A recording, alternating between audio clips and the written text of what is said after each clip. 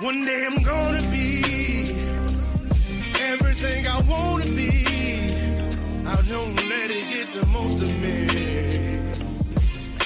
One day I'm gonna be free. I wanna be everything I'm gonna be. My future right in front of me. One day I'm gonna be free. I wanna be free. From the depths of darkness, a voice emerges. A host with a fire burning in his soul. With a heart of steel and a spirit unbroken. He rides on two wheels ready to claim his throne. Amidst the chaos and the thunderous roar, insane wheels rise as a force to be reckoned with. Fueled by the power that only metal can bestow. He takes his stand, refusing to submit. Insane wheels hear his battle cry. A metal mayhem that will never die. With engines roaring, he paves his way. A legend in the making, day by day.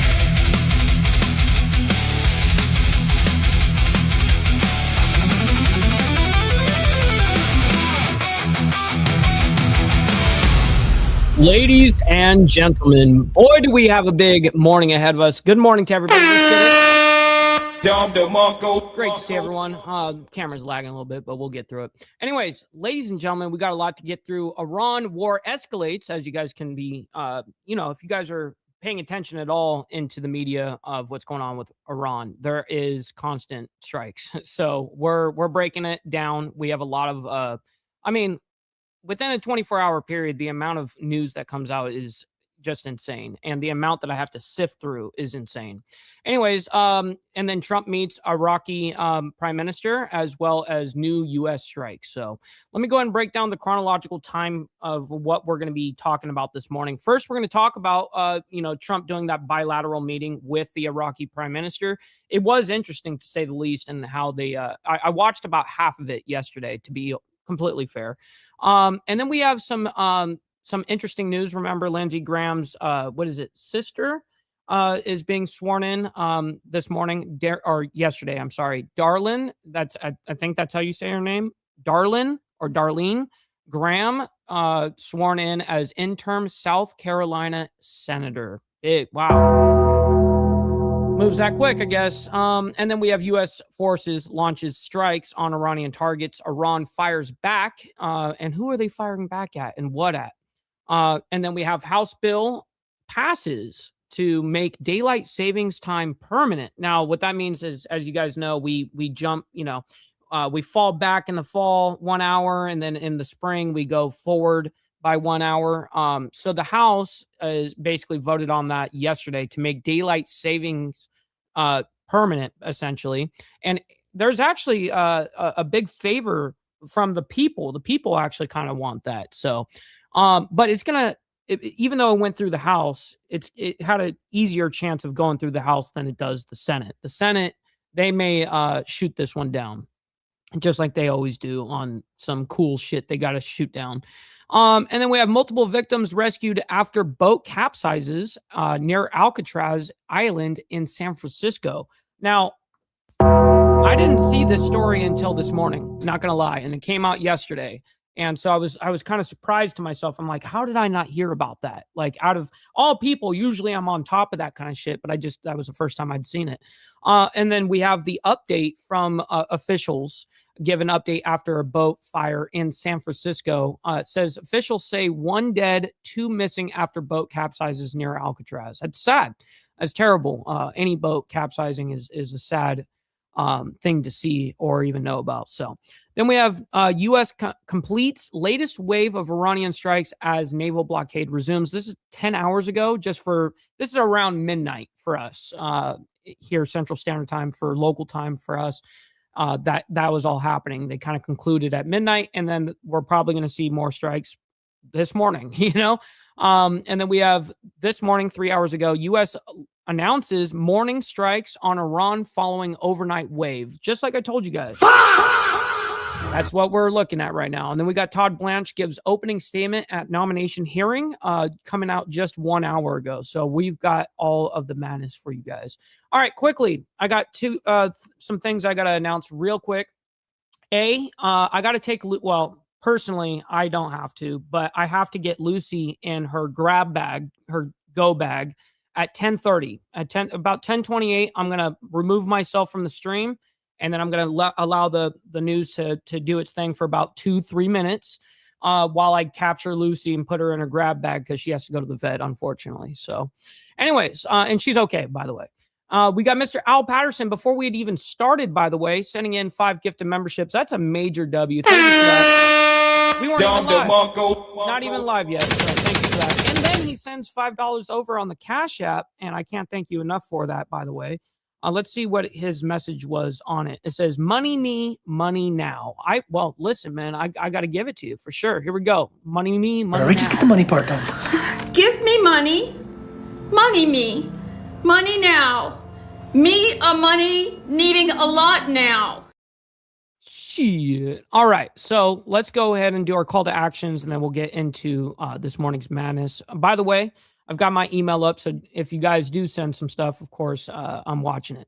So first, make sure you guys hit that like button, double tap that screen if you guys are on the vertical side. I very much appreciate it, and it's free to do so. What else is free is hitting that subscribe button. This is what we do Monday through Friday, and then, of course, we have members only on Saturday morning, man. It's a good time. Speaking of members, please consider becoming a member, starting only at $4.99 a month, making sure we're not breaking the bank out there with anybody, but check it out. This is what allows us to keep these lights on as well as be on these airwaves. So thank you guys for becoming members and staying members. Little side note here, make sure you guys follow my Instagram at BallValveTV, where I post everything behind the scenes of not only my life, but as well as the show, Millennial Food Time breaking news, as well as politics, all that great shit. Also, we have a Discord server where I break down minute by minute of what's happening over there in Iran and around the globe, actually. But we are, of course, watching for the, anything going on in the Middle East in particular. And last but not least, all super chats, super stickers, gifted memberships, and membership signups are, of course, all going to be presented live and shouted out onto the show. But if you guys like to skip that YouTube 30% brutal cut that they take from your hard-earned cash, we have these platforms scrolling around the screen at any time. You can donate to those. And, of course, I get 100% of the proceeds, and we'll read out loud just like a super chat, whatever you guys send our way. So I've got my email up. We're always scanning. Also, big shout out to Motobomb Virginia and the coffee crew for rating us this morning. I'm always very honored by your support. Thank you guys for that. All right, we got my man Easy Frank in here. Let's see who else. We got Carney Vanguard as well as Motobomb Virginia. Yes, sir, the coffee crew. We got TNT as well. Good morning. Running our way down.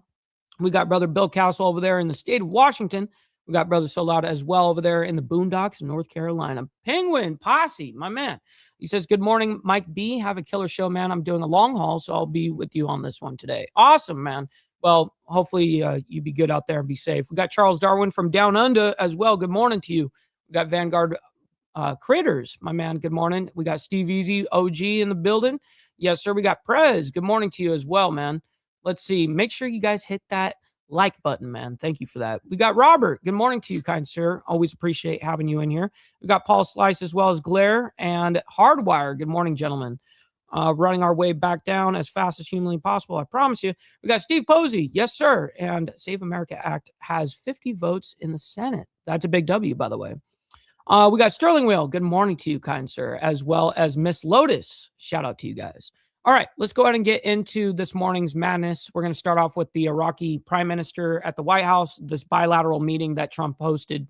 So let's go ahead and get into it. Street together, the prime minister of Iraq. And we're not going to play the whole thing, by the way. We're not going to do, we just don't have enough time in the day to play all of this and then all the other shit. Just impossible. It has been amazing. He won an election that a lot of people didn't anticipate could be won by anybody else other than another person who was facts, Sterling. Not, in my opinion, a good person. Not good for America. I don't think good for Iraq. And I played a role in, it was very important to me to have somebody get in there that can do the job. What's up, Charlie Rose? And I think what he's talking about right here is in regards to Iraq and also the broader scale of the Middle East. It's good to kind of make a superpower out of somebody and then that superpower is our friend, kind of thing. So this is kind of what Trump is saying about this man right here. Is he's newly, now the prime minister, and Trump is really hopping him up and blowing him up a little bit. And I understand why. Doing well, and we have a fantastic champion, a new champion, and he won the election very soundly, very conclusively, and he wasn't favored. But by the time they got to know him, he ended up winning, and he's going to be there for a long time. So I just want to say it's a great honor to have the Prime Minister of Iraq with us. Oh, man, TNT, that is a legendary comment. He says, my son is so used to Mike's voice in the morning. He now says Uncle Mike when we're listening. That's awesome, bro. What a legend. That's super awesome. Thank you for that. That definitely made my day. He's been a great fighter, and he's been a great fan of America. We'll be discussing that a little bit with you. But they have tremendous oil reserves.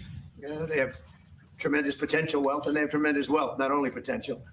But he's done in a short period of time. He's changed that country so much, especially toward their thinking about the United States. And we have partnerships. Chris was just saying. What's up, No Grow? Good morning. Tremendous oil partnerships all of a sudden being formed over the last short period of time. And I guess you're going to be announcing them this week or next week. But massive, among the largest. So they have. I'm sure Saudi Arabia is in there somewhere. They have done a fantastic job over the last very short period of time. But they have a great leader, the new prime minister. He's a great leader. I think he's going to be there for a long period of time. And it's great to have you at the White House. Thank you very much.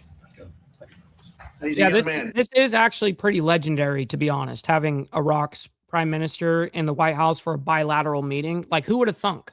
He's young and he's handsome, which I don't like. I'm not happy about it. That motherfucker. Hey, Trump. Why are you gay? You are gay. Shit.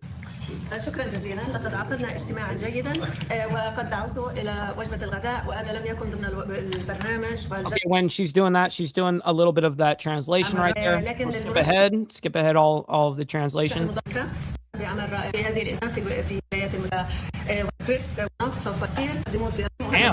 Damn, she's still going. أشكر حفاوة الاستقبال لفخامة الرئيس دونالد ترامب. Thank you for the warm welcome by His Excellency President Trump. وهذه هي زيارتي الأولى This is my first visit إلى الولايات المتحدة to the الأمريكية. United States of America. فهذه الزيارة لم تكن زيارة عابرة. This visit Steve Posey, oh shit, it is your birthday today. W, by the way, 66 years old, man. That's an awesome number, by the way. I hope that I can live that long. was not just like any visit, وإنما زيارة إعلان شراكة اقتصادية. rather it's an announcement of economic partnership تحدثت مع فخامة الرئيس. where I talked to His Excellency. 30/9 سوف تخرج القوات By الأمريكية. the 30th of September, the U.S. forces will be out of Iraq, وسوف تدخل الشركات الأمريكية. while the U.S. companies will be inside Iraq. ودائما تخلق العلاقة المجتمعية هي الشراكة الاقتصادية وليس العسكرية. While the social relations is about like economy, it's not like about like military relations. أنقل تحياتي I would convey my greetings من أقدم حضارة في from العالم the oldest civilization in the world, إلى أكبر قلب اقتصادي في the العالم biggest والتكنولوجيا. economic and technology heart in the world. وأكرر شكري لفخامة And I الرئيس على reiterate حفاوة الاستقبال. my thanks to His Excellency the President for the warm welcome. Thank you very much. Okay, now it's instantly off into questions. Off the bat, off the rip. Here we go. I have a question for the Prime Minister. Go ahead. We'll take a handful of questions. في يوم من الدراسة العربي سمو سعادة رئيس الوزراء هناك طلب أمريكي لحصر سلاح الميليشيات بيد الدولة وكافح جماح إيران وعدم مهاجمة دول الجوار. هل هذه أهداف يمكن أن تتحقق قبل سبتمبر؟ Mr. President, if I may. Who you with? I really can't understand the question, by the way. It's a little too far away, but obviously when he starts responding, we'll understand. I cover the Middle East and the White House correspondent. I'm referring to that. Sir, is the military attack on Iran, is this a strategy to bring him back to the table? Of course, Iran's going to be the first question. Is it to It's going to be the majority of these questions, I would assume. degrade them so the regime will eventually fall? Well, we don't think we need the military there anymore. It's a very big operation. And what we do have is the oil companies are all going in now, and they're doing partnerships with Iraq, and they're getting along very well. The relationship is a whole big relationship where we don't need the military. We're there to help them. We're there to protect them if need be, but we don't think that's going to be necessary. I'm not sure in particular in the Iran war who he's specifically talking about here in this case. I don't know if he's talking about some base. I don't know what he's talking about. Right? And their primary, I consider an opponent. They might have considered a friend, but I consider that an opponent was Iran, was a big burden on Iraq because they were the bully of the Middle East, as you know. And we were just talking about that, but they're not going to have that problem anymore because Iran has been very much destabilized, and really their military power is just a tiny fraction of what it was just 4 months ago. So they're not going to have that problem. I think it's really, in a sense, it's given them freedom to do what they have to do. And I think that's one of the reasons that our oil companies are going in there at levels that have never been seen before. So. Next question. شكرا جزيلا على السؤال. Thank you for your question. ابتداء في منهاج الحكومي According to the program of the government, هو حصر سلاح بيد الدولة. is to restrict the possession of weapons to the state. وهذه نقطة أساسية. And this is a basic point. ولدي قرار بها غير قابل للخيار. And this is like a decision, it's not an option. تم استلام We received أسلحة كثيرة من قبل بعض الفصائل. weapons by different factions, واللي سلم سلاحه and whoever surrendered his weapon ويتحول إلى جهة سياسية ومدنية. turned into like a political or civilian. من ناحيتنا سيتم التعاون معه. We will cooperate with them. بعد 30/9 After the 30th of September, لا حاجة لوجود أي فصائل. there's no any need for the presence of any faction, لكون الفصائل because factions You know what I need? وليس مهنة. is a need, it's not a profession. وماكو مبرر لبقائهم بعد There's no 30/9. any justification for their existence after the 30th of September. إن شاء الله نهاية هذا العام أو بداية So العام hopefully القادم by the end of this year or by the beginning of the next year, سوف نعلن أكبر مؤتمر السيادة الوطني. the sovereignty conference is the biggest conference in the region. قرار العراق بيد العراقيين. The Iraqi decision is by the hand of the Iraqis only. وقواتنا الأمنية قادرة على حماية أراضينا. And our security forces are capable of protecting their borders. بعد 30/9 After the 30th of September, لا نسمح لأي جهة تحمل سلاح خارج we نطاق الدولة. never accept for any entity to carry weapons outside the control of a state. Yeah, it's funny, Steve Posey. It's fun because usually I do have a handful of them, rolled up, ready to go, but I have to do a pickup today. So yeah, I'm running low right now, but I timed it out perfectly, and I do have enough for a couple more just on standby just in case. But I'm about to go after all this, and I deal with Lucy. I'm going to be grabbing me a little pack, Thank you, President Trump. I have 2 questions. I was wondering if you could explain your changing thinking on Strait of Hormuz, applying a 20% fee. How did you get to the decision you just announced? So when I put that out yesterday, because we've been doing that for many, many years, it was never fair to me that we would be guarding the strait when we basically don't take anything. We don't need the oil at all. And it wasn't important for us, but it was important for allies. It was important for people that we get along with very well, including the major. So to answer this, by the way, yeah, I don't roll by hand. I can, but when I do roll by hand, it looks like a snake ate a bowling ball. Just saying. Just is what it is. So I do use a roller. I'm being honest. Gulf state countries. So I put it out yesterday. I thought it was good. I was called by different people, different countries, kings and emirs, and all of the people that we all know and we all love. And they've been very strong partners. And they said, we'd love to do it a different way. We'd love to invest in the United States with billions and billions of dollars. And yes, and I'll be bagging Lucy up here in about 10 minutes so that she can go to the vet. Continue. She's all good, though. Because there's never been a time like this with the United States, with the factories, with the plants, with everything else. And we would like to invest tremendously in the United States as opposed to charging a fee. And I like that, actually, because I don't think anybody should be able to charge. I do know how to do it. It just doesn't come out as neat and nice as this, A fee for the strait or for any other strait relationship in terms of other sections of the world. I don't think anybody should be really in that position. But we were doing it as a reimbursement. The Gulf states are going to invest a tremendous amount of money into the United States, and that was very satisfactory to me. I think it's actually much better.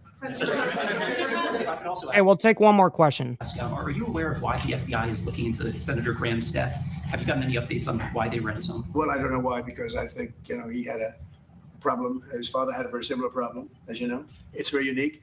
At first, I heard it was clogged arteries, because he did have clogged arteries. He had a problem with that. He was, I wish he took better care of himself. I say, you can solve that problem. But what happened is actually something that's very hard to detect. It was not related to any blockage. It was a totally different thing. And supposedly, and I've watched all the medical reports, I've had the doctors from the White House come in and explain what happened.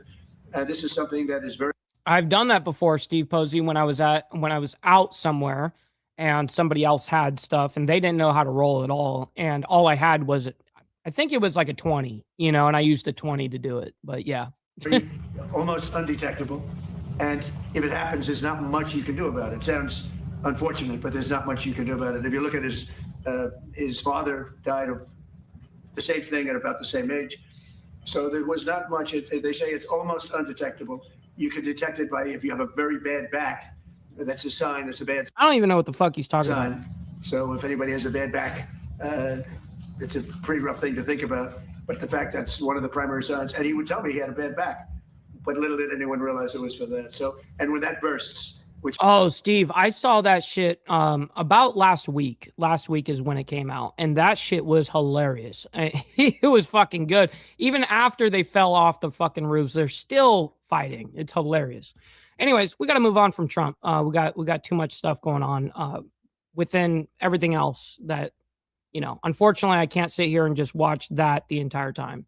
So we have to move on into a little bit of interesting news. Darlene, or however you say her name, Darlene Graham, which is Lindsey Graham's sister, sworn in as interim South Carolina senator. Let's go ahead and present this real quick because it is a very quick little update here. It's not long.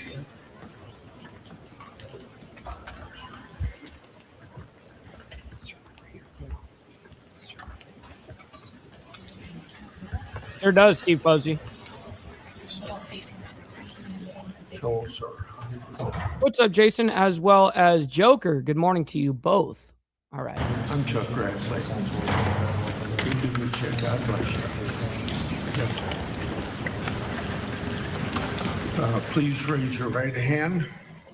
Do you solemnly swear that you will support and defend the Constitution of the United States against all enemies, foreign and domestic, that you will bear true faith and allegiance to the same, that you take this obligation freely without any mental reservation? I'd be like, okay, you're going to have to, you know, recite that again because you just spilled the whole oath or whatever. I can't remember all that. Or purpose of evasion, and that you will well and faithfully discharge the duties of the office on which you are about to enter. So help you God. I do. I do. Congratulations. I'm surprised that you don't have to recite anything. Yeah, he is like 117. Oh, you want me in that picture too?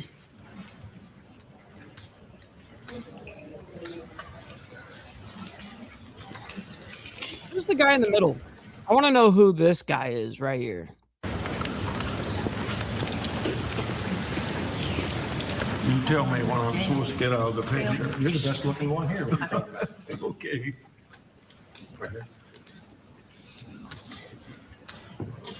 Perfect, just a fan. And then one more. Well, luckily, Charles, all she had to do is say, I do. You know, easy enough. I could do that. Shit.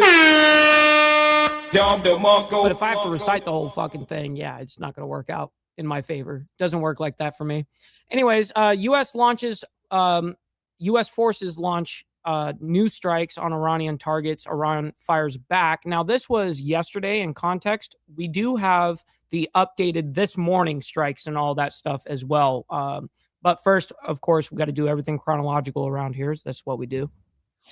Thanks for staying with us here on Live Now from Fox. I'm your host, Christina Evans. We do have to get to a bit of breaking news as this situation in the Middle East is continuing to develop at this hour. Putting this up on your screen from the U.S. Central Command, saying this: at 3 p.m. Eastern time today, the U.S. Central Command forces began launching an additional round of strikes against Iran. Oh, it was the governor. That makes way more sense. To continue degrading Iranian capabilities used to attack commercial shipping in the Strait of Hormuz. These strikes are taking place as American forces are preparing to resume the naval blockade against Iranian ports and coastal areas. The blockade goes. Yeah, the reason why I don't think it was her husband is because he actually did have the party pin on his whatever they call it, lapel or whatever they call it. At 4 p.m. Eastern time. And so that's why we have that countdown there on the screen. So we want to continue to keep you updated, counting down to that 4 p.m. Eastern time hour. But again, there has been a lot of development that's happening today when it comes to the relationship between the United States and Iran. Earlier today, our partners at Reuters did initially report. So this was yesterday, obviously. I just got to remind everybody. So at 3 p.m. Eastern yesterday, U.S. Central Command forces began launching an additional round of strikes against Iran to continue degrading Iranian capabilities used to attack commercial shipping in the Strait of Hormuz. The strikes are taking place as American forces prepare to resume the naval blockade against Iranian ports and coastal areas. The blockade goes into effect at 4 p.m. Eastern, which it did. It actually went, I think, a little earlier than that even. But yes, it was implemented yesterday. Explosions were heard in several parts of Iran. In fact, the governor's office there is in an area on the Strait of Hormuz said it was hit by a U.S. projectile at around 7 p.m. local time. Dialogue. Good morning. Tehran. A U.S. projectile also exploded near a water and electricity facility on Iran's Kish Island. The country's semi-official was able to tell that to a local news agency. And so, again, we're getting these updates, but also learning a bit more about what Iran has now done in response. Now, this is the latest information that we have, according to Reuters. Going to put this up on your screen, a vantage point that we have overlooking the Strait of Hormuz, courtesy of marine traffic. Iran has now said within the last few minutes that they are hearing from the IRGC, who said that it has launched simultaneous missile and drone attacks a few hours ago in Bahrain and Kuwait. These attacks destroyed several Bahrain and Kuwait storage facilities for weapons and parts of enemy vessels. The two typical subjects are getting attacked. And an aircraft as well. This is according to a statement that the IRGC has released. They went on to say that it also attacked a launch pad for the MQ-9 drones as well in Kuwait, destroying or damaging several drones. And all I ask you guys to do is hit that like button. Double tap that screen if you guys are on the vertical side. I very much appreciate it. You don't have to love all this craziness that's happening around the world, but you guys can like it from me and what we do here on Insane Wheels. So thank you for that. Statement went on to say, quote, as long as American evil actions continue in the region, not a single drop of oil or gas will be exported from the region, and these transgressions will only delay the reopening of the Strait of Hormuz. And so, again, this latest report just coming down within the last 10 minutes from Reuters saying that Iran say it has hit U.S. facilities in Kuwait and Bahrain. We're going to continue to keep you updated here on Live Now from Fox as new reports come out. But it is also important to note that Iran has since said, the foreign minister says that they have no commitments when it comes to the Islamabad Memorandum of Understanding that was signed with the United States. They went on to say that the Strait of Hormuz is, quote, part of Iran's national security, and it will exercise its sovereignty over that. Of course, this 14-point MOU declared an end to the war in the Strait of Hormuz, open for commercial vessels, but saying that its wording was vague on key point, according to several analysts who have looked at the wording, while still relieving tough issues in place,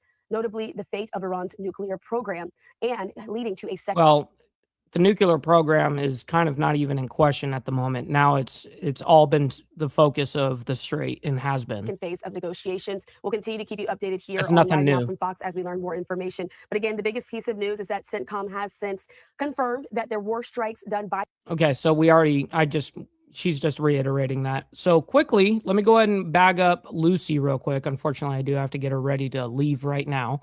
But what I'm going to do is I'm going to bring up this next story, though. Multiple victims rescued after boat capsizes near Alcatraz Island in San Francisco. I mean, I was surprised that I didn't see this news yesterday. I'm really good about catching all the little stories in between that are tragic, you know, and I didn't even see it until this morning. So here we go. And after that, we also have on top of that, the officials give out their information as well about what happened. So sounds like there was a boat fire of some sort, which is, I mean, terrible, absolutely just terrible. So let me find it here. I don't know why it's out of order here on this thing. Here it is. Boom. We're back here for you on Live Now from Fox. We are tracking some breaking news right now in northern California. Right, let me bag her up. We are learning that at least 7 people have been pulled from the water following a boat fire near Alcatraz Island in San Francisco. Sky Fox images high up above right now showcasing this breaking news here. Again, this is very fluid, so we're just awaiting more details. And of course, if we get any insight from crews there on the ground, or if there is going to be a news conference, we will bring that to you here on Live Now from Fox. But again, at least 7 people were pulled from the water following a boat fire near Alcatraz Island out in San Francisco. So this is live Sky Fox images that we're able to bring to you. They're gonna zoom back in to the area here where this rescue has happened. And again, we don't know the specifics right now, and if there are any victims or casualties here. But you can see San Francisco Fire out on the scene right now, continuing to look if there is any more people out in the open water right now and trying to get them to safety here. But yeah, the very, very fluid situation as it continues to unfold. We've been bringing you this coverage right now, just coming right out of the break and into this breaker. after learning of the situation that was happening. And then we had the feed, and that's what we try to do, to bring you as many different live feeds, especially if it's breaking news. We want to bring that to you as fast as we can. And you see more choppers are up right now, just scanning the waters, making sure that everybody is accounted for. And again, this is a look here. Great shot right there as we're able to see more that is happening right now. Helicopter again, just again trying to see if they can locate any others, and wanting to know again, very, very fluid situation that is happening right now. Details very limited because during these times of breaking news, information might come out a little bit more slowly, just because crews are actively investigating this and trying to pull the people from the water back onto these safety boats. But we are watching this all unfold here live now from Fox. And again, you can see they got many different areas that they are looking at right now in this water as well.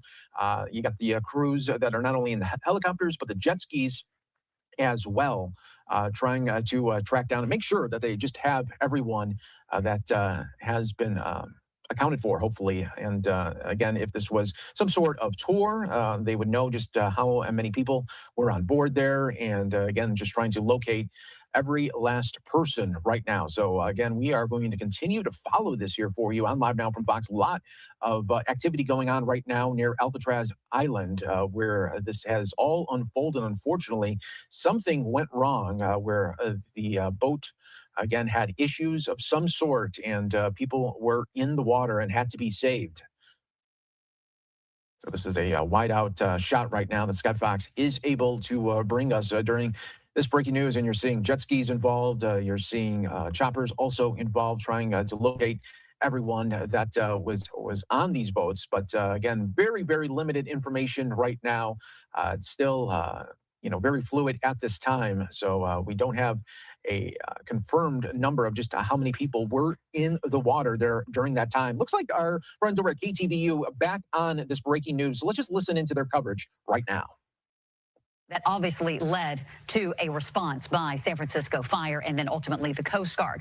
We have also learned that a number of people were on this boat, possibly as many as 14 people or more, and that a number of people have been rescued, not quite sure of their condition. Again, learning that there was a boat fire and then a subsequent rescue means that they might be people who were injured during the fire on board that boat. So they are being taken to a staged area where they will be treated if in fact there are injuries. Now we were getting word that at least 5 to 7 people were rescued, but now we're learning that there might be a number of people on board this boat, possibly as many as 14 or more. We do not know if everyone who was initially on board this boat has been accounted for. Obviously, that's something that all of the agencies who are responding will be able to work out once they do, in fact, have conversations with those who have been safely rescued thus far. Yeah, and obviously that's the concern, is how many people may be unaccounted for, and authorities are still searching for here. We just don't have any of those firm numbers right now, or that kind of information from authorities. Obviously, they are still very much in the midst of this rescue operation. Again, this operation happening right now, this rescue happening in the middle of the bay, not far away from Alcatraz. This 20-foot boat, 17 rescued. Is that what we were hearing? That is what we're getting now. We were just hearing now the 17 people.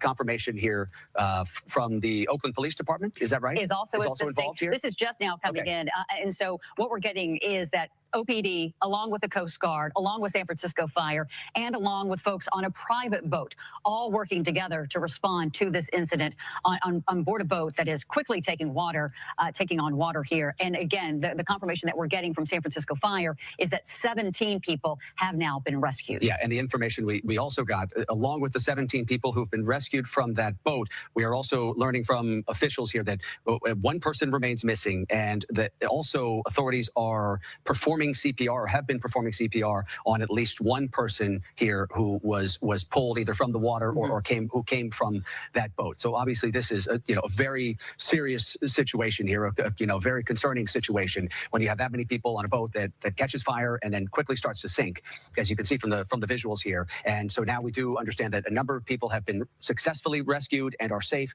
but one person is missing, according to officials, and another person appears to have been hurt here, and that person was being given CPR by the first responders here at the scene. So obviously that is not the kind of news you want to hear with this kind of a rescue operation. You certainly would hope that you can get there quickly and get to everybody in the water after a situation like this. But it does sound like we have at least one person who has been hurt here, and we'll be hoping for a good outcome for that. All right. And finally got her in the bag, man. She was stuck underneath the bed and she was not coming out. As soon as she heard that big little crate that I take her in the vet with, as soon as she heard that thing, and I try to bring it out so it's not only when the vet trips are needed, but I try to bring it out just so she's comfortable with it. But when it came out today, she's like, nope, I'm not moving anywhere.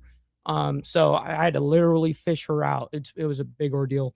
Anyways, back to this. At the same time, authorities are continuing to search for one other person who is still missing. Right. And when you look at the size of that boat, when we took the picture earlier, you can understand that it would be able to accommodate a good number of people. Absolutely. And gosh, you're talking about a nice, warm, hot day, probably nice out there on the bay on this Tuesday afternoon. And then to have something like this happen. But again, the initial report is that there was some sort of fire on that boat, led to some kind of distress. Obviously, Coast Guard, San Francisco Fire, now we're learning Oakland Police. They have a fire boat as well that can also assist in situations like this, rescuing at least those 17 folks.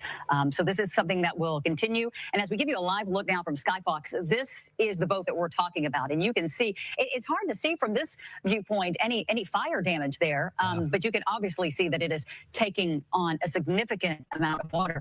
And does seem, Alex, that it is just a matter of time before this thing disappears. Although, I mean, it does seem to be, sinking a bit, but So look at this. I mean, this is a bad.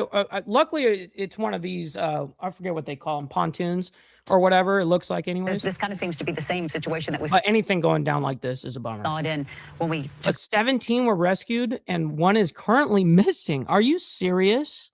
Oh my God! The shot not. I'm surprised that they even had 17 people on that pontoon Too long ago. So I mean, look how small the jet ski is next to it. It's not sinking quickly, but it will be. There's a lot of people on that little thing. Very surprising if this boat does in fact remain intact and does not sink here relatively quickly. Again, 17 people rescued, one person. They are actively performing CPR, and perhaps most distressing is that there is at least one person that is That's absolutely a fact. Not only did Steve Easy also work on the waterfront, but I did as well. And yes, we can deal with anything, but a fire like that. When you hear a fire, it's serious. We got to get serious right now. No joke, because shit can absolutely happen. Accounted for. And it happens so fucking fast on a boat. To stay on top of this, you can see the desperate rescue efforts underway by all of the local law enforcement as well as the U.S. Coast Guard taking place right here in the bay near Alcatraz. We'll stay on top of this and bring you any new developments as soon as we get it. All right, that was the coverage from KTVU. We are still live for you on Live Now from Fox, again, showcasing the Skyfox images of this active rescue. Oh, and PJ, no, that's not a double decker. That's a single deck. It's just a pontoon, and then they have the little thing that goes above it, like the canopy or whatever. Is underway. A lot of pontoons do that in the bay right now. But we learned new information through that reporting. Now 17 people have been rescued. Remember, I've been telling you that during these breaking news, these numbers can remain fluid, especially when it comes to the early reports. And now learning that at least one person is. Yeah, that's terrible. All right, so real quick, let's go ahead and get the updates from the officials on that story. Just real quick and see what's being said. It says 1 dead and 2 missing after boat capsizes near Alcatraz. So the numbers went up. So here we go. Hold on. There we go. Good afternoon, everybody. My name is Dean Crispin, Chief of the San Francisco Fire Department. This afternoon at approximately 3:35 p.m., the fire department received a report of a vessel on fire about 600 yards off of Alcatraz. We initiated a full Marine fire response, assisted by the Police Department Marine Unit. The Police Department Marine Unit arrived first on the scene and found a capsized vessel, pontoon boat, a 3-deck pontoon boat, with one patient. Oh, wow. Who was severely I was fucking wrong. I was wrong. I literally thought, but hey, I was corrected there. It was 3 decks. Size vessel, pontoon boat, a 3-deck pontoon boat. 3 decks. That's a pretty big pontoon. With one patient who was I was like, man, if that's a single deck, 17 people, you'd be so fucking crammed on that little thing, you know? severely injured. Because it wasn't that big, but I guess it was a little bit tall. They initiated CPR and an immediate Crazy Mama, good transport morning. to the shore, and this patient was declared deceased here at Gas House Cove. Hey, we have a I report stand of 19 corrected. total members of the community on this vessel. At this current time, we have 13 who are on the shore and safe. We have 3 Look at that others thing. who It have looks been like one transported deck. to California Pacific Hospital on Van Ness. We have 2 missing at this time. We are still conducting an active search of the area. We have 11 It doesn't look like it goes that much deeper. vessels on the water conducting that search. We are going to continue for hours to make sure that we find these 2 missing people if possible. We'd like to thank all of the partnering agencies. We had the United States Coast Guard. We had the Oakland Police Department who conducted some transports to the shore here. We also had some private vessels that were involved. So again, thanks to the police department and many other units who assisted us here. It's a very active scene. We declared a yellow and then a red alert. A yellow alert is when there's potential for more than 5 victims, and a red alert is when there are confirmed more than 5 victims. So it's a very active scene. We set up a family reunification center here. David knows the deal. Absolutely. Here we go. I'll get on it. At Fort Mason in the concourse Get down building. on it. So we're calling in HSA, Get down on Human it. Services Agency, as well as the American Red Cross to assist with these patients and make sure that they're reunified with their family members. Mr. Mayor. Thank you, Chief. I want to express my condolences to the family members of the deceased, and I want to make sure that every family member out there. What's up, Frog? Good morning to you, by the way. Happy Whip 'em Out Wednesday. Everybody knows that we are in an active search. I want to thank Fire Chief Crispin for his work. I want to thank Oakland PD for their support. I want to thank the U.S. Coast Guard. I want to thank our SFPD as well. This is an all hands on deck search and hopefully rescue. And you all have done some extraordinary work in the last 90 minutes. There is much more work to be done. And as you can hear above us, we have helicopters. The chief just said we have 11 boats out on the water searching for those 2 missing individuals. 11 boats and helicopters. He didn't even mention the helicopters. So we're going to keep at it. And I just want to say thank you to all of our partners, all of the agencies that have come together during this time. Hi. Do we know where this boat originated? What's up, brother TVT? Good morning to you. And do we know if this was a personal craft or was it a commercial vehicle? Was it a tour? What do we know about this boat, where it came from, and its origin? So we are still gathering that information. At this point, we hear that it launched from somewhere near the This is back to the chief. St. Francis Yacht Club. Again, there were 19 folks on the boat, and it seemed like a recreational type vessel, but that's all we know at this point. Are there any? Hold on. I'm gonna go around here. All right. It sounds like they're looking for a couple of people and 1 dead, unfortunately. Just crazy. Right out there by Alcatraz. Okay, so let's get into something real quick, something interesting about the daylight savings. So House passes a bill to make daylight savings time permanent. Now, it went through the House, but when it gets to the Senate, that's where it's going to struggle. So, I mean, just is what it is with the Senate. Here we go. Let me bring this up. And so congressional lawmakers This is a very, very quick update. have long taken an interest in passing laws to ditch the switch and make daylight saving time permanent. The issue, though, has generated a lot of lobbying and strong advocacy from interest groups. Oh, absolutely. Anytime that there's any topic of discussion, there's going to be lobbyists and people trying to buy what's happening. Including the golf industry, filmmakers, farmers, and educators. Support and opposition do not fall along clean party lines, but ultimately that bill did pass. Yeah, that's badass, Steve. You're going to have to put that in the Discord for sure. I'm going to put this up on your screen. We appreciate everyone for participating in this poll, as the House has decided to pass a bill to make daylight saving time permanent. It's passed H.R. 130. See, I would love if they definitely went through with this. I would love if the Senate passed it. But I'm kind of realistic when it comes to the Senate and how they operate. And of course, now you hear all the lobbyists that are obviously involved now. It's just like, oh, man. 9 by a vote of 308 to 117. In fact, it is interesting here. So the way that we do it here in the States, Charles, I don't know how it is anywhere else, but what we do is in the spring, we spring forward 1 hour, and then during the winter or whatever, we go backwards. So it's spring and fall. Yeah, spring forward and fall backwards. That's what it is.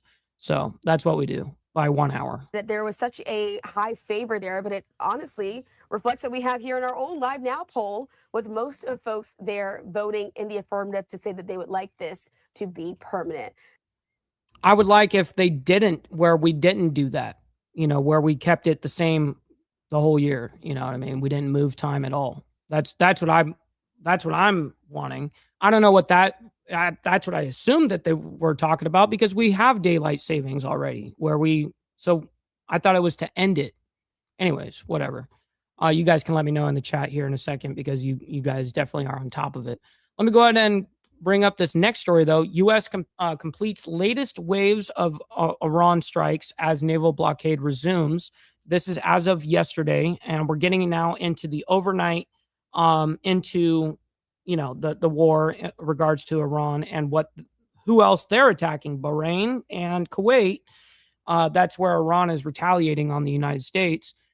So, and then we have new strikes that are coming out this morning, So anyways, we're doing morning strikes now. So let me go ahead and bring this up first.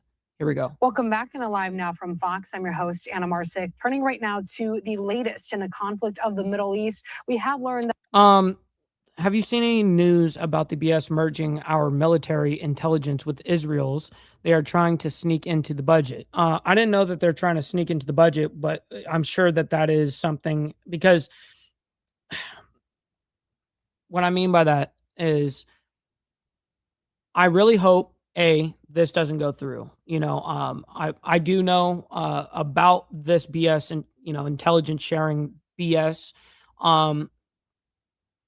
But I haven't seen it being actually be put forward anywhere, really. That's I've been waiting kind of on that, but that is interesting. How are they going to sneak it in? I mean, that's a very hard one to sneak in for damn sure. I would assume anyways, but that's what happens when you assume, right? That the U.S. has completed another round Mountain of strikes Woman, good morning. against Iran. Great to see you in the chat, by the way. Wow. W's in the chat for Mountain Woman. This is the first time she's been back in the chat since months. So, Mountain Woman, thank you for being here. Good morning to you. Great to see you. This coming from CENTCOM saying CENTCOM completed an additional round of strikes against Iran at 10 p.m. Eastern Time, July 14th, hitting dozens of military targets near the Strait of Hormuz and Iranian coastal areas. The U.S. once again launching strikes. Yeah, exactly, Wicked Wally. Good morning to you, by the way. Great to see you in the chat. Happy Whip 'em Out Wednesday. Shout out to you, by the way. Hopefully all is well. On Iran early Tuesday as well, hours after President Trump vowed to reinstate an American blockade of Iranian ports. However, yeah, if it's worded that way, Blair, that would be fucking weird. That would be retarded. Why they would do that? I was assuming, again, that's what happens when you assume, that it was in the regards to end daylight savings. But he's backing off his plan to charge fees for using the Strait of Hormuz. Fox News senior correspondent Mike Tobin brings us more from Tel Aviv. What's up, Kay? Good morning. We'd love to do it a different way. We'd love to invest in the United States. What's up, David? It's no longer a toll, it's an investment. That's a word from President Trump. He's backing off his plan to charge a 20% fee to ships transiting the Strait of Hormuz just a day after proposing it. The new plan, Gulf countries would make sizable investments in the U.S. in exchange for free use of the strait and American protection. This way, there's no fee. I don't like the concept of a fee, but at the same time, it's not fair that we're protecting this strait for the entire world. The president also says the new blockade, which goes into effect Wednesday morning, only applies to ships coming to or from Iranian ports. Iran has been... Well, the blockade was implemented last night. I don't know why they said it would be Wednesday morning, but it was essentially being set up and implemented at 4 p.m., around 4 p.m. Eastern yesterday. Very much destabilized, and really their military powers just a tiny fraction of what it was just 4 months ago. The change came as the U.S. escalated airstrikes on Iran early Tuesday. Iran Oh, that's interesting as fuck, Steve. Huh, I'm going to have to look out for that. Responded with missile and drone attacks on America's Mideast allies and issued a new warning claiming they now consider military cooperation with the U.S. an act of war against Iran.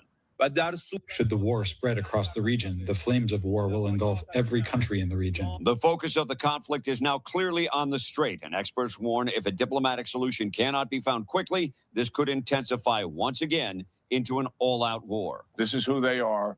That's fucking crazy there, Steve, isn't it? And we're going to deal with them appropriately now. That's the path I think we're on. Iran is still firing on civilian tankers in the Strait. On Wednesday, one sailor was killed aboard an Emirati ship. In Tel Aviv, Mike Tobin, Fox News. Our thanks to Mike Tobin for that reporting there. And just taking a live look right now at maritime traffic there in the Strait of Hormuz. Earlier today, Fox's Trey Yingst spoke with President Trump, and he asked him, when you say the strait is open. Right. When you say the strait is open, what do you mean by that? What do you mean? We wanted to play out Trump's response for you here on Live Now from Fox. It's very short. Take a listen. When you say the strait is open, what do you mean? It's open if people want to go through it. We're not opening it for Iran. That's the only one it's closed for. It's closed for Iran, both in and out, but it's open now. A lot of things have happened, Trey, in the last few months. Pipelines are being built. We're coming up with great alternatives. All right, President Trump there saying the strait is closed to Iran. Once again, just a live. And so what he means by this is the blockade that I wish I could literally draw out where I'm talking about, but you guys are gonna have to look with my cursor. So in the very tip top of the strait, that's essentially where Iran is making their choke point, obviously. So that's their blockade. Now, what Trump is talking about in particular, he's wording it in a certain way on purpose. So the blockade on the inlet of this whole strait right here, the inlet side right here, we're on the Gulf of Oman. This is where the blockade is on the United States. And the way that Trump is answering this question is this blockade right here is only blocking Iran's shit going in and out. If ships need to go in and out, which everyone's talking about vessel traffic and stuff, the way that Trump was regarding it is like, hey, we'll allow any of these ships to go by our blockade. That's what he's actually getting at. So his words are just kind of choice there. Look there at shipping traffic in the Strait of Hormuz. We know oil prices are climbing again as fighting involving Iran raises those fresh concerns about the Strait of Hormuz. These renewed attacks, the military action, and the uncertainty just once again sending those shockwaves through energy markets. Brent crude climbing above $84 a barrel and U.S. crude nearing $80. Many Americans are wondering what comes next and whether those higher prices at the pump are indeed on the way. Joining us right now to talk more about this is Stephen Schork with the Schork Group. Thanks so much for being here with us on Live Now from Fox. It's great to be here, Anna. Thank you. Certainly. I really don't need much from this guy, by the way, but we'll go ahead and give him a chance and let him get off, the front monologue here. So let's just start with the big picture. We're seeing the oil prices climb once again. What is driving the latest spike? How much of that would you say is directly tied to what's happening in the Strait? 1,000% tied to it. 100% of it is right. Direct to the Good answer. I would say not necessarily what's happening in the Strait, because really it's a game of he says, she says. Trump says the Strait is open, the Iranians say it is closed. So for all intents and purposes, if you have to insure a vessel, are you really going to insure a vessel to transit the Strait of Hormuz right now? Of course you're not. So for all intents and purposes, the Strait is once again closed. So this is what is driving the price. Now, Anna, 3 weeks leading into this, we had a massive decoupling of the war premium. That massive spike in prices that we saw beginning in March that lasted all the way up through Memorial Day in May has been exorcised out of the market. So we saw a significant What's up, brother TNT? Welcome back. Escalation in pricing. And so what happens? We saw also now traders or speculators now, instead of buying oil, shorting oil or selling oil on the bets that we're going to go even lower. Now that is a problem because now we no longer have anyone to sell the oil at these levels because they've already sold it. So the risk now is a squeeze, and that is what we're in the midst of based on these headlines. So it all depends on how long this squeeze maintains. If that squeeze translates now into a fundamental price drive higher, which of course... Well, and not only is it going to go higher, of course, but it's going to go by the end of what's going on here, by the time we figure out another type of MOU or an actual where we get to an actual deal on a nuclear level, price of oil plan on gas going up by about half. You know what I mean? Or you know what I mean, 2 times. So if it's 350 at the beginning of this shit, plan on that shit maybe even being towards $7 by the end of it. Same thing with groceries. You're going to see a lot of, prices go up on all of these things while this happens. This is just normal behavior by the markets, by the way. Will So translate into higher price for the consumer and it's all supply and demand, right? So through the remainder of summer. And that's, of course, what all of us here don't want. You're talking about the markets, looking at how they're reacting. Are traders pricing in actual supply disruptions, or do you think they're mostly reacting? Yes. So Iran does not actually have any legal authority of doing whatever they're doing. But obviously, as you know, it comes down to force. And so them closing the strait is so much easier than us keeping it open, because all it takes is essentially a threat from Iran saying, we're just going to send some drones into your ships then if you guys aren't going to listen. Then guess what? The insurance companies of the cargo that are on these vessels drop off. They say, nope, do not move. We're not risking this. We're not going to do that. And then the ship owners are like, we don't want our ships being destroyed. So don't be moving them. I mean, we're talking billions of dollars of cargo in total, and machinery, right? And so there's just a lot of shit going on here, right? So anyways, it's very easy for them to forcefully close the strait than for us to forcefully keep it open. This fear and uncertainty that we've been feeling. It's a lot more work. So right now it's a squeeze. Keeping it open. It is just fear and greed driving the front of the market. What we have to pay attention to is the forward curve. What is the price of August against September, against October, so forth.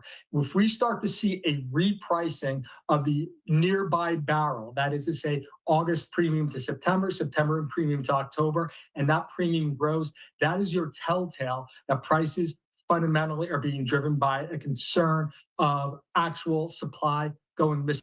Right. It's basically an emotion of like a fear, like, oh shit, we may be losing this or whatever. The way the markets always react is off of emotion. So anyways, let's go ahead and move on. We have to. We're already 57 minutes in, and we have to still get through a couple more stories. So this morning, U.S. announces morning strikes on Iran following overnight wave. So this is coming out about 4 hours ago, just about 4 hours ago. Here we go. Let's bring this up. Thanks so much for joining us today.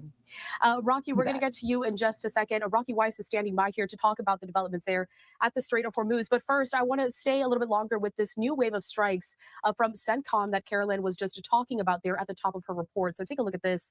A social media post courtesy of U.S. Central Command that was released just moments ago. They say this: at 6 a.m. Eastern time today, U.S. Central Command forces began launching a wave of strikes against Iran. The strikes are designed to further degrade military capabilities Iranian forces have used to attack commercial shipping in the Strait of Hormuz.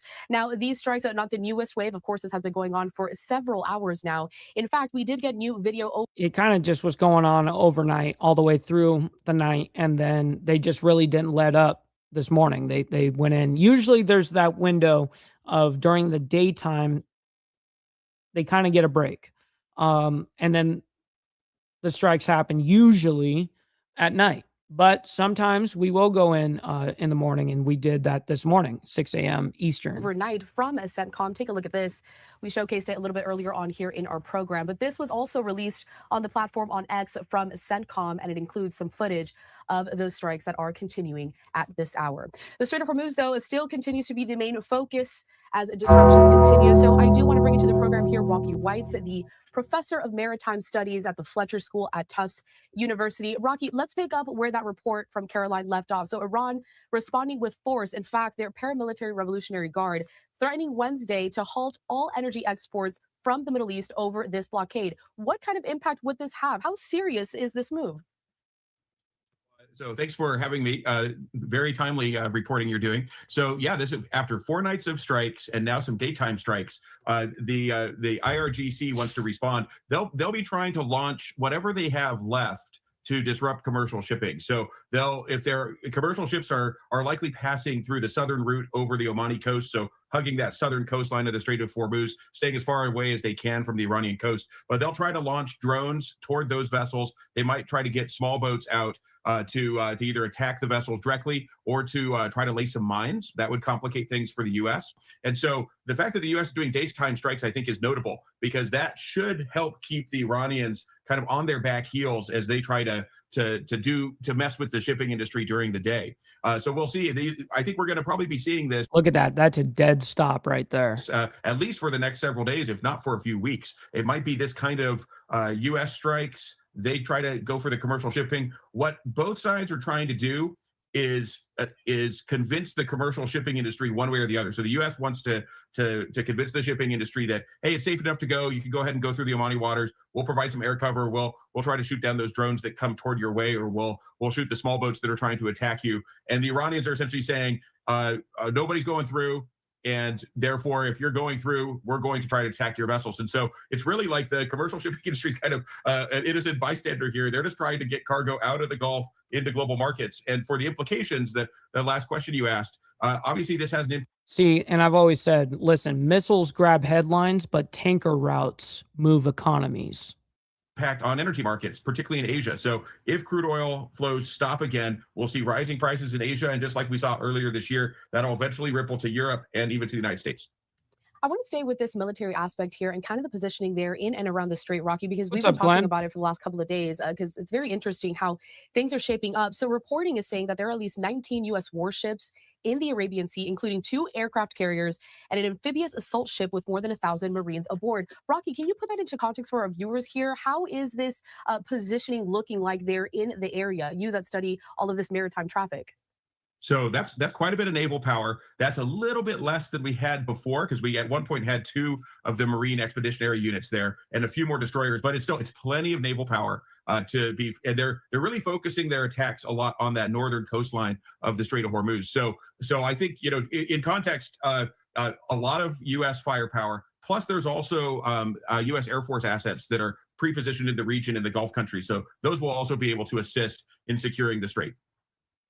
Staying here with some of the comments that President Trump has said throughout the last couple of days, I'm sure, Rocky, Yeah, that's right. Yeah, that's right.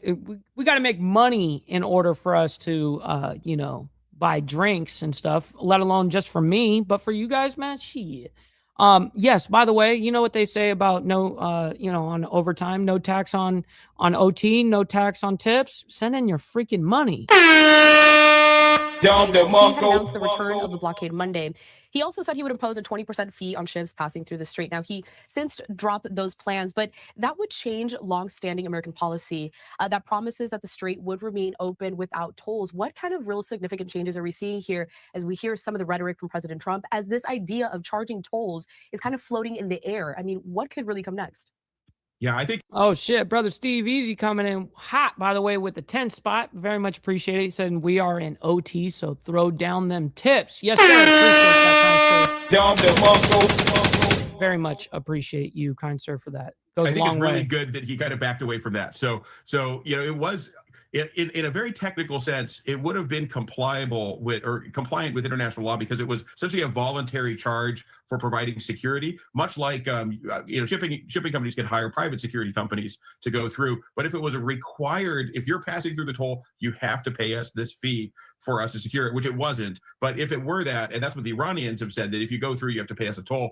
That is contrary to international law. This is an international strait, like the Strait of Gibraltar, Which he is correct, but again, everything comes down to force, and if they're testing the waters right now. or the Strait of Malacca. They've had this theory, Iran has had this theory for the last 47 years, okay? This is what they've known, what they're going to do, how they're going to fight the globe is doing this.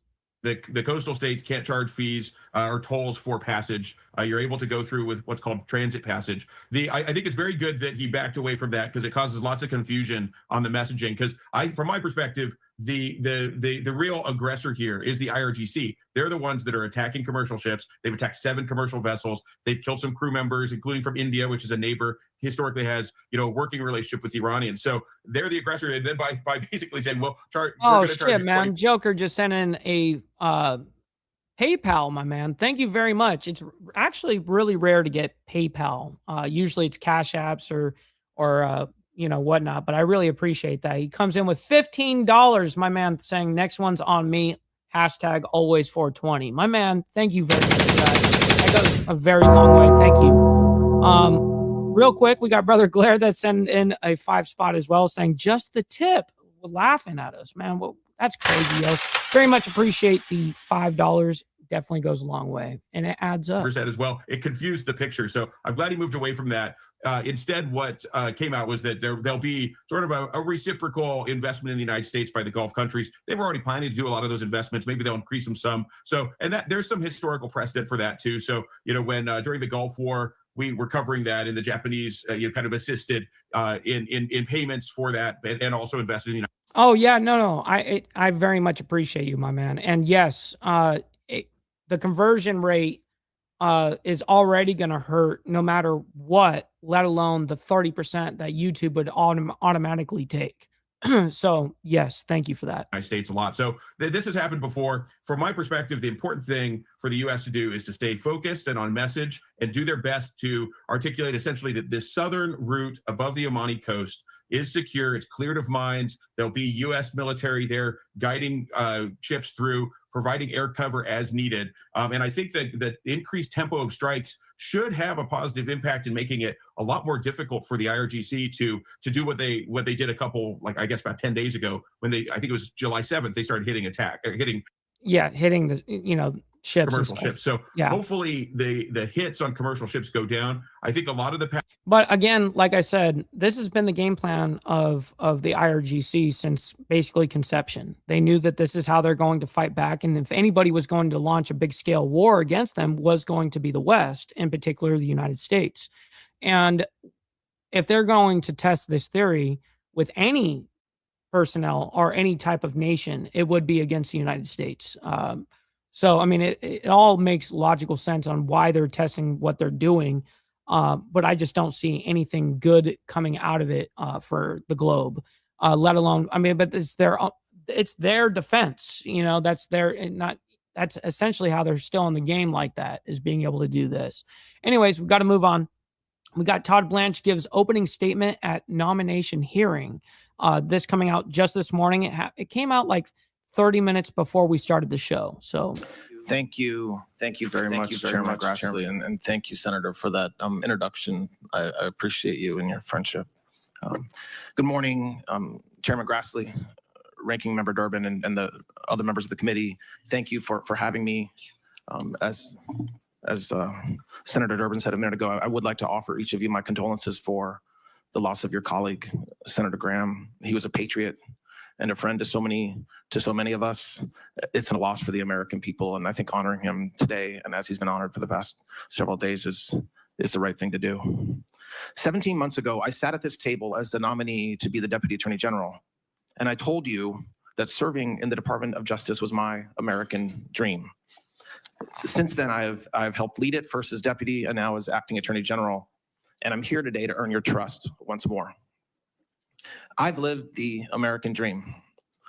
I waited tables to get through college, moved to New York with my wife and 2 young kids, went to law school at night, read textbooks on the late train home while I worked days as a paralegal at the U.S. Attorney's Office. From that start, I became a prosecutor and spent 9 years prosecuting violent gangs and drug dealers. I rose through the ranks of the Department of Justice as a line prosecutor, then a division chief, then as of last year, Deputy Attorney General, and now Acting Attorney General. But I did not take that path for a title. I took it to make a difference for American families and the towns they call home. I am exceedingly grateful to President Trump for his trust, and to my family who have carried me through every long day and late night. My wife, Christine, our wonderful children, Sydney and Justin, my granddaughter, Blaine, who's here today. All of them are here today. My wonderful friends, many of whom are here today, are really what make this worth it and what gets me through my days. And so I want to thank them for not only being here today and supporting me, but also being with me every step of the way of the journey that we're on together. My family's blessings should be available to all Americans. When a family can send their kids to school, walk their neighborhood after dark, and build a life without fear, every promise of the American dream is within reach. When they cannot, none of it is. That's my job, securing safety for every American. I'm pleased to testify again today to tell everybody here that we are doing just that. We are keeping America safe. Since President Trump took office, it's been said a few times this morning already, but it bears repeating. Murders are down roughly 20% nationwide. We have the lowest murder rate since 1900. Violent crime arrests are up nearly 114%. We've taken almost 5,000 child predators and human traffickers off the streets. And the Department of Justice has filed nearly 100,000 indictments and informations since January 20th, 2025. Additionally, in just the last 4 weeks, in just the last month, we've paid $96 million in claims. My man, Agrilla Piss, good morning to you, kind sir. Great to see you in the chat, and happy Whip 'em Out Wednesday. Through the Public Safety Officers Benefits Program to eligible surviving families of fallen public safety officers, even while fewer law enforcement officers were killed in the line of duty than the prior years. And obviously, these are not just numbers. Each one is a family that still has its son or daughter and an officer who came home for dinner. If you look at Washington and Memphis as examples, where we have worked with federal, state, and local partners, pulling thousands of criminals off the streets in those two cities. Homicides in DC are down about 60%, and overall crime in Memphis declined.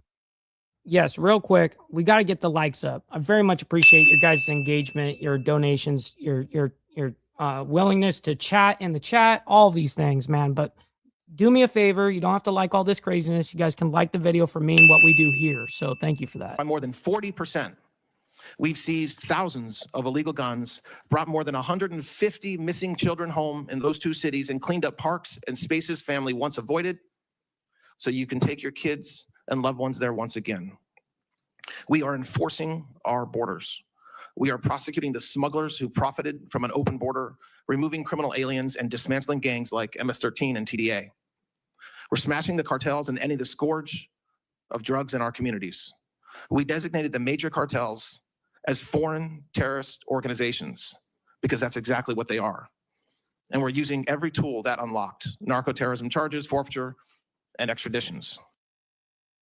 I very much appreciate that, Molotov Juice Box. That's an epic name, by the way. Dozens of cartel leaders are now in American custody. Drug seizures are skyrocketing, and overdose deaths are finally falling. We are protecting taxpayers. Last year, the department brought the largest healthcare fraud takedown in American history, more than $14 billion, and another $11 billion in total fraud in just the last 3 months. That's money stolen from the fisc, stolen from Medicare, from seniors, working families, and we're clawing it back. We're doing all of this, I will add, through partnership. Federal agents, state troopers, county sheriffs, local officers, and state attorneys general in your home states, all pulling in the same direction. That is what happens when we fight crime together, and I want to bring that model that we've done in a few towns to more communities in every state. Above all, we are restoring American. Now, if you guys are wondering what's happening here, just in general, so right now, what he's doing is he's basically facing the Senate Judiciary, Jesus, I'm retarded, committee hearing to review his nomination to be the actual, not just the acting U.S. Attorney General, but to actually become the U.S. Attorney General. Trust. In recent years, just to clarify, we watched the Justice Department turned against many of you and a former president, and it damaged the public's faith in justice. We are fixing that. Members of this committee on both sides have fair questions about the hard debates of the past year, and I welcome them. I'm proud of what we've done to help American families see safer streets and to have a fair shot at the life they're working to build. None of this is a Republican or Democrat issue. Every senator here has constituents who just want to be safe. The men and women of this department are the finest people I have ever worked with, and leading them is the honor of my professional life. We are keeping America safe, and we are just getting started. I love this country. I love the Department of Justice. Thank you very much, Chairman, for the opportunity to appear before this committee today, and I look forward to answering your questions. Thank you. All right, so that was his opening for the day. That was just coming out about maybe by now an hour and a half ago. So Anyways, ladies and gentlemen, I can't thank each and every single one of you guys enough. Obviously, I cannot do this shit without you guys. This is what we do Monday through Friday. And then, of course, we have members only on Saturday morning. So thank you to the members that allow us to do this, every day. So listen, we'll be back tomorrow morning with more of the world's madness, but we're going to be discussing on the diamond effect this evening at 7:10-ish, 7:15-ish p.m. Central Standard Time. And it's going to be a good time. It's going to be a great conversation about strikes that have been going on in regards to not just Iran, but the war in general, like talking about Bahrain and talking about Kuwait, talking about all these different UAE, for instance. We're going to be talking about all these things. So join us this evening for that. But until that, much love, honor, respect to you guys. Much love, and be safe out there. God bless you guys. Be safe.